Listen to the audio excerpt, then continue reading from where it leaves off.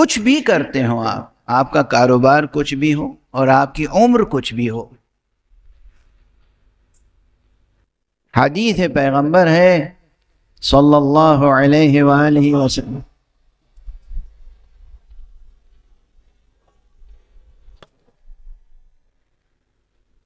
کہ انسان خدا کی بارگاہ میں پہنچے یا تو قرآن کی تعلیم حاصل کر چکا ہو یا قرآن مجید کی تعلیم حاصل کر رہا ہو۔ جب موت آئے تو یا اس وقت تعلیم حاصل کر رہا ہو اور یا اس سے پہلے قرآن مجید کی تعلیم حاصل کر چکا ہو۔ تو قرآن مجید سیکھنے کے لیے کوئی عذر نہیں ہے آپ کے پاس کہ میں بوڑھا ہو گیا ہوں، اب میں پڑھ نہیں سکتا۔ کوئی عذر نہیں۔ اگر آپ فلسفہ تعلیم سے اور تعلیمی نفسیات سے واقف نہیں ہیں، ایجوکیشنل سائیکولوجی سے آپ واقف نہیں ہیں، تو میں تاریخ کی مثال دے دوں، کوئی یہ عذر نہیں ہے۔ یہ ذہن جو اللہ نے دیا ہے نا، دماغ، توجہ فرما رہے ہیں آپ حضرات، عجیب عجیب عذر لاتے ہیں اور کبھی بچوں کو محروم کر دیتے ہیں، کبھی بوڑھوں کو محروم کر دیتے ہیں۔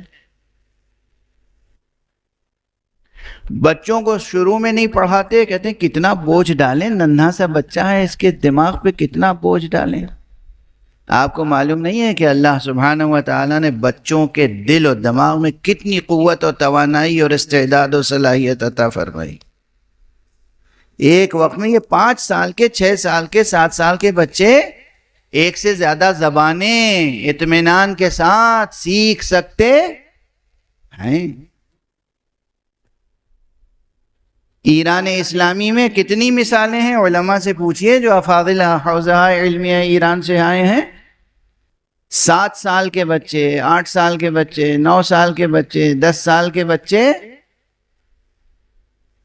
حافظ کل قرآن ہوتے ہیں اور ساتھ میں ایک سے زیادہ زبانوں میں قرآن مجید کے ترجمے انہیں حفظ ہوتے ہیں۔ میں نے ایسے بچے دیکھے ہیں، 7 سال کا بچہ 3 زبانوں میں ترجمہ سناتا ہے۔ پہلے آیت سنائے گا، پھر وہ ترجمہ سنائے گا۔ یہ بچہ آسمان سے براہ راست نازل تھوڑی ہوا ہے، وہی بچہ ہے۔ ٹھیک ہے، سن رہے ہیں آپ حضرات؟ مائیں سن رہی ہوں گی، آپ حضرات یہاں سن رہے ہیں۔ بچوں کو اللہ سبحانہ و تعالی نے آپ کے بچوں کو بے پناہ صلاحیتیں عطا کی ہیں۔ انہیں انڈر اسٹیمیٹ نہ کیجئے، انہیں کمتر نہ گردانیے۔ اللہ کو جواب دینا ہوگا، اللہ کو جواب دینا ہوگا۔ ہم نے اتنا بڑا ذخیرہ تمہارے سپرد کیا تھا، تم نے اس کو ضائع کر دیا۔ اتنی صلاحیتوں کے ساتھ ہم نے بچہ دیا تھا تمہیں، بیٹا دیا تھا، بیٹی دی تھی، تم نے اس کی تربیت نہیں کی، اسے پروان نہیں چڑھایا۔ قرآن قرآن قرآن، ہندی بھی سکھائیے، انگریزی بھی سکھائیے، قرآن بھی سکھائیے۔ یہ نہیں کہ بچے کے اوپر بہت بوجھ پڑے گا، ظلم ہے یہ تو بچوں کی بات ہو گئی۔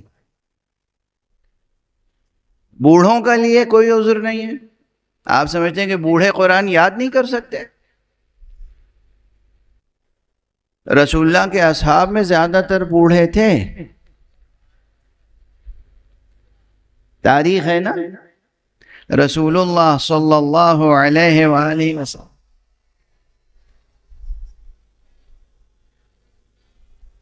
کہ اصحاب میں زیادہ تر بوڑھے تھے۔ وہ بوڑھے حافظ کل قرآن ہو گئے یا نہیں؟ پورے قرآن انہوں نے حفظ کیا۔ اس زمانے میں چاپ خانے نہیں تھے، پرنٹنگ پریس نہیں تھے۔ یہ جو قرآن متواتر پہنچا ہے ہم تک، یہ حفظ کرتے تھے لوگ، ایک نسل سے دوسری نسل تک قرآن منتقل ہوتا تھا۔ واضح ہو رہی ہے بات؟ اچھا وہ جو حفظ کر رہے تھے وہ سب معصوم تھے کیا؟ یہ بھی آپ نہیں کہہ سکتے صاحب وہ لوگ ہم تو وہ بن نہیں سکتے. کیوں نہیں بن سکتے؟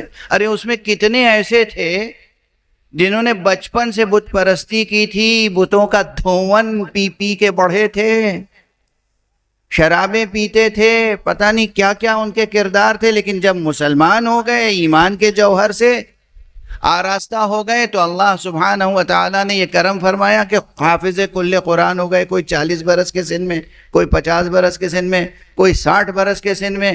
آپ تو خدا کا شکر ادا کیجئے کہ مومنین کے گھروں میں پیدا ہوئے ہیں، شروع سے پاک و پاکیزہ غذائیں ملی ہیں، شروع سے آپ نے لقمہ حلال کھایا ہے، آپ کی رگوں میں شراب نہیں، سچا پاکیزہ لہو ہے. پھر آپ کی عمر اگر 50 سال بھی ہو گئی، 60 سال بھی ہو گئی، 70 سال بھی ہو گئی، تو آپ قرآن مجید سیکھنے سے معذور نہیں ہو سکتے. واضح ہو رہی ہے بات؟ شاید آپ حضرات نے یہ سب باتیں سننے کے لیے نہیں بلایا ہوگا مجھے، مگر میرے بھی کچھ فرائض ہیں نا.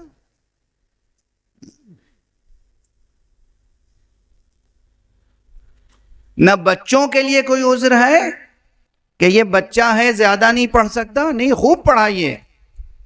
اور نہ بوڑھوں کے لیے کوئی عذر ہے کہ اب عمر گزر گئی ہم حفظ نہیں کر سکتے. قوت وقت میں نہیں ہے، قوت وقت میں نہیں ہے، قوت نفس میں ودیعت کی ہے اللہ نے.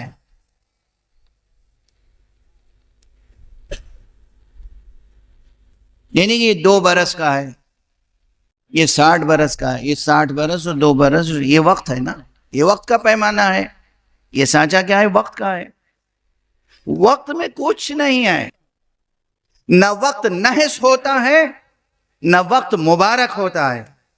یہ نفس سے مبارک ہوتا ہے جو وقت کو مبارک بناتا ہے، یہ نفس سے منحوس ہوتا ہے جو وقت کو منحوس. وقت میں کچھ نہیں. اور آپ کا نفس انشاءاللہ مبارک ہے، نفس آپ کا مبارک نفس ہے. کیوں مایوس ہے اپنے نفس سے؟ یہ جو نفس اللہ نے آپ کو عطا فرمایا ہے یہ بہت قیمتی ہے. اب وقت اور نفس کی بات آ گئی تو ایک جملہ اور عرض کر کے آگے بڑھتا ہوں. آپ حضرات ایک بلند صلوات ارشاد فرمائیں.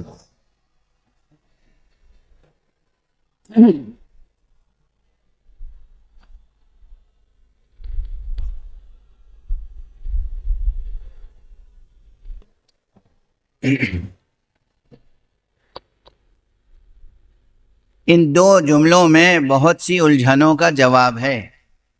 خاص طور سے بچوں، جوانوں، دھیان سے سننا، تمہارے کام کی بات ہے. ہر فیلڈ میں کام آئے گی یہ بات، دین میں بھی دنیا میں بھی. اگر میں پوچھوں کہ اللہ سبحانہ و تعالی نے وہ کون سی نعمت ہے جو سب کو برابر سے دی ہے؟ نعمتیں تو اللہ کی بہت ہیں، گونا گون نعمتیں ہیں، بے کرا نعمتیں ہیں. کوئی اللہ کی نعمتوں کو گن نہیں سکتا، کوئی نہیں گن سکتا. تمام فرشتے مل کے، تمام جن و انس و فرشتے مل کے اللہ کی نعمتوں کا شمار نہیں کر سکتے.